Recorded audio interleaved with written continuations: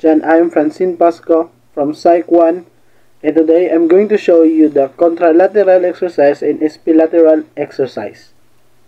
But before we proceed to our exercises, let's do a quick warm-up.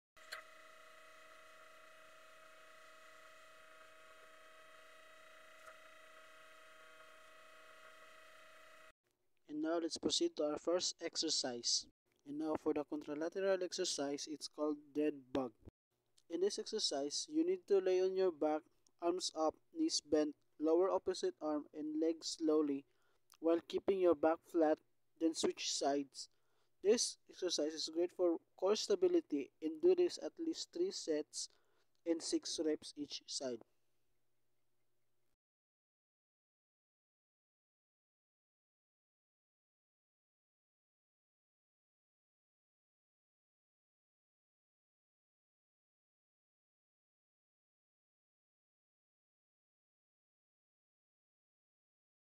And now for the ipsilateral exercise, we're going to do the suitcase carry.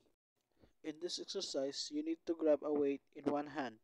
Walk straight, brace your core, switch sides, and do it at least 3 sets and 4 reps, 2 each sides.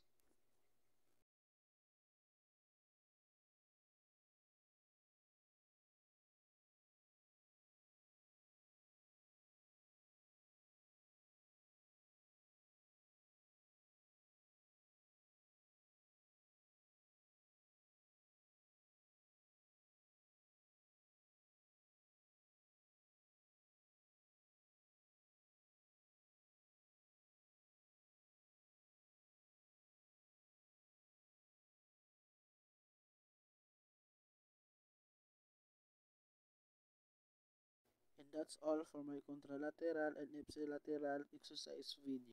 Thank you.